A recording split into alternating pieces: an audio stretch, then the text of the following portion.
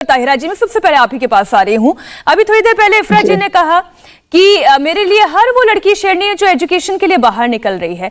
बहुत ईमानदारी से ताहिरा जी बताइएगा, क्या अब वाकई में यह आजादी से पहले वाला भारत है जहां पर बच्चियों के पढ़ने पर भी इतनी पाबंदी हो? अब माहौल बदल चुका है। अब बच्चियां नहीं, देखिए मुझे 2 मिनट दीजिएगा, मुझे दूसरे चैनल पे भी जाना है। 2 मिनट में अपने बहुत सी बातें कहूंगी।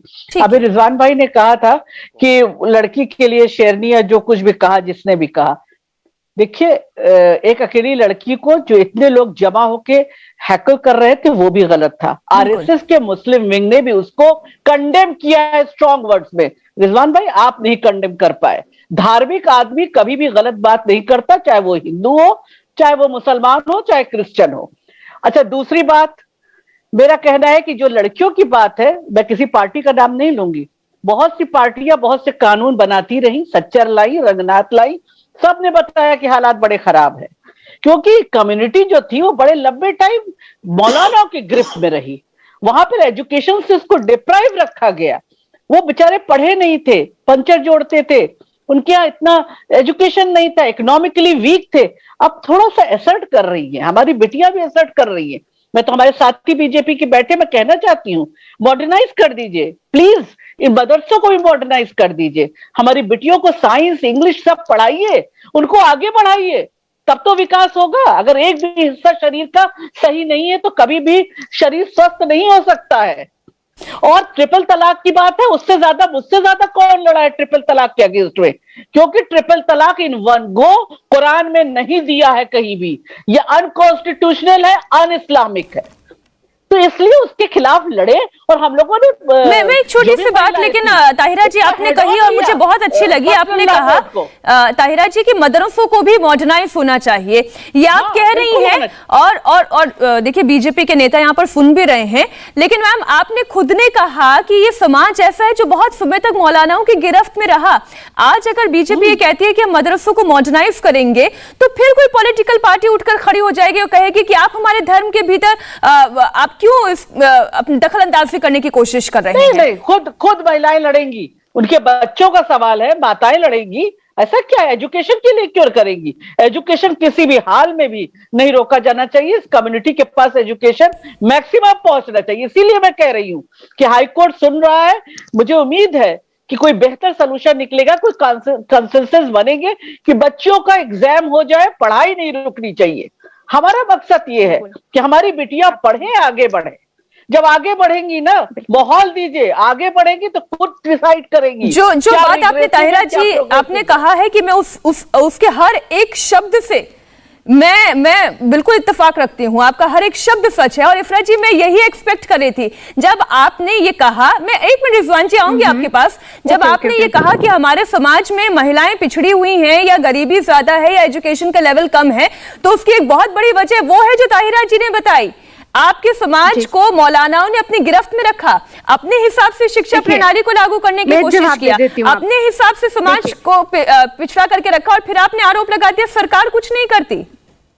देखिए, अगर मुस्लिम समाज की महिलाएं जो हैं पिछड़ी हुई हैं, तो अगर आप स्टेटस और डेटा देखेंगी, दलित समाज की महिलाएं भी पिछड़ी हुई हैं। उनको पीछे किसने रखा? शेड्यूल ट्राइब जो है, उनकी कम्युनिटी की महिलाएं भी पिछड़ी हुई हैं, उनको पीछे किसने रखा? तो हमारे देश में जितनी एक कम्युनिटी के पास पैसा और रिसोर्सेज होता है, उतनी ही उस कम्युनिटी के पास एजुकेशन भी होती है। ये दोनों चीजें रिलेटेड हैं आपस में।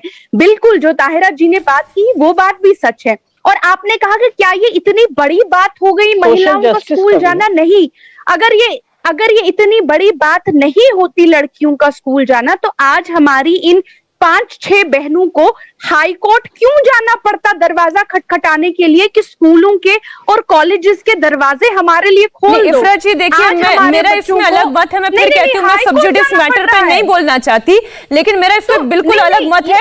मुझे ना ये हिजाब समझ में आता है, ना मुझे बुर्का समझ में आता है, ना मुझे पर्दा प्रथा समझ में आती है। ये सारी चीजें औरतों के लिए बना दी कल्चर के नाम पर, धर्म के नाम पर, और उसके बाद कह दिया कि ये तो आपकी हया है। मुझे तो हिजाब में कोई हया नजर नहीं आती, लेकिन ये मेरा मत है। मैं किसी और के ऊपर थोप नहीं सकती। चलिए 1 मिनट, 10 सेकंड का जवाब सुन लीजिए। 10 सेकंड का जवाब सुन लीजिए। देखिए, आपको बिल्कुल हिजाब पसंद ना हो, आपको बिल्कुल बिंदी पसंद ना हो, किसी को सिंदूर पसंद ना हो, किसी को मंगलसूत्र पसंद ना हो, किसी को करवा चौथ पसंद ना हो, किसी को सर पे दुपट्टा रखना पसंद ना हो, बिल्कुल है, आपका जो आइडिया है वो आपकी आइडियोलॉजी है, लेकिन इसका मतलब ये नहीं मैडम, आपने पूरी बात मेरी सुनी नहीं ना।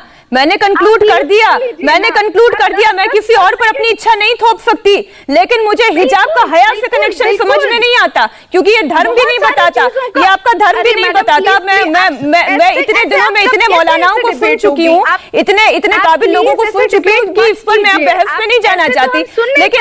लेकिन रिजवान जी, जो बात इन्होंने कही, ताहिरा जी ने कही या इफरा जी ने कही कि अगर महिलाओं की ये स्थिति है तो वो फिर केवल मुसलमान महिला नहीं है, वो ट्राइबल महिलाएं भी हैं, वो गरीब तबके से आने वाली हर महिला है। जी जी जी जी, दलित बड़ा अफसोस होता है ये देख के, बड़ा अफसोस होता है ये देख के कि आज मुसलमान महिलाएं टीवी पर बैठ के अपनी तुलना दलित औरतों से कर रही हैं, और ये वही हैं जो शान से कहते हैं कि हमारा ताल्लुक तो मुगलों से था, हमारा ताल्लुक तो मुगलों से था। अरे दलित का इस देश में 1000 साल शोषण किया गया है। दलित होने से कोई आप बीच में बोलेंगी तो गुंडागर्दी नहीं है। देखिए रिजवान जी की बात आने दीजिए, कोई किसी को इंटरप्ट नहीं करता। देखिए ताहिरा जी, कोई किसी को इंटरप्ट नहीं करता। चलिए रिजवान जी अपनी बात रखिए, केवल रिजवान जी की आवाज आए, रिक्वेस्ट प्लीज रिजवान जी। ये क्या तमीज है आप लोग की, ये क्या तमीज है आप लोग की? सारी तमीज आपके पास है, हम लोग नहीं, ठीक है रिजवान जी, आप अपनी बात पूरी करें ना प्लीज। दलितों का इस देश में 1000 साल शोषण हुआ है। मुसलमानों इस बात का जवाब दें कि 400 साल हुकूमत करने के बाद ऐसी हालत कैसे हुई? मैं जवाब देती हूं। पहली बात, जब भी मैं किसी मुसलमान औरत से मिलता हूं, वक्ता से मिलता हूं, भाई हमें पढ़ाइए, अरे खुद पढ़ो। पारसी को किसने पढ़ाया? सरदार की औरत को किसने पढ़ाया? यहूदी की औरत को किसने पढ़ाया? हिंदू की औरत को किसने पढ़ाया? आप लोग भीख मांगती रहती हैं, पढ़ाइए। अरे अपने घर में पढ़िए, ऐसा माहौल बनाइए कि आपके घर में पढ़ाई हो। आप लोग भीख मांगती रहती हैं, ज़कात मांगती रहती हैं, पढ़ाई की काम है कि वो कर रहे हैं अपना काम। हम तो अपने बीजेपी के साथ, सरकारों का काम नहीं है, ये आपका काम है। सरकारों का काम नहीं है, ये आपका काम है। सरकारों का काम नहीं है। आप खुद पढ़िए, अपने घर में ऐसा माहौल बनाइए। ठीक है बिल्कुल नहीं। आप अपने घर में ऐसा आपकी माहौल बात अगर बनाइए। पूरी हो गई, क्योंकि शर्मा साहब देखिए, माहौल बनाने का काम तो लेकिन सरकार कर सकती है, समाज कर सकता है, और उसमें सरकार को भी अपना साथ देना चाहिए। ताहिरा जी ने क्या गलत कहा? उन्होंने सही कहा ना कि भाई आप मदरसों को मॉडर्नाइज करिए, आप उसमें साइंस इंट्रोड्यूस करिए, आप उसमें एस्ट्रोनॉमी इंट्रोड्यूस करिए। अच्छी बात है। माहौल जो है वो समाज और सरकार दोनों एक साथ मिलकर बनाते हैं। शर्मा साहब। मीनाक्षी जी, अब मैं बोलूं? मैं ताहिरा हसन जी जो बात उन्होंने कहा मुझे अच्छी भी लगी और मैं उसका समर्थन भी करता हूं, लेकिन आपको मैं कुछ घटना भी बताना चाहता हूं। इसी उत्तर प्रदेश में जब मदरसों को मॉडर्नाइज करने की बात आई और जब कहा गया कि वहां कंप्यूटर लगे, वहां अंग्रेजी और इसके शिक्षक भर्ती किए जाए, तो किसने विरोध किया मीनाक्षी जी? ये इसी मुस्लिम समाज के वो कट्टरवादी लोग थे जिन्होंने विरोध किया। आज आसाम में जब मदरसों की बात आई कि उसको बदल के वहां विज्ञान की शिक्षा की जाए, तो किसने विरोध किया? सारे देश में हंगामा उठाया गया। तो ठीक है, आप हंगामा उठाइए, आपका काम है, क्योंकि आपकी नेतागिरी उसी से चलती है। आपकी नेतागिरी उसके बगैर मर जाएगी। आपकी नेतागिरी इस बात पर है कि मुस्लिम समाज का मुस्लिम कट्टरपंथी नेता कितना शोषण कर सकता है, और 70 साल यही किया। मुस्लिम नेताओं ने ही मुस्लिम समाज का शोषण किया। इसलिए मैं आपको कहता हूं कि हम बिल्कुल कर रहे हैं और करेंगे।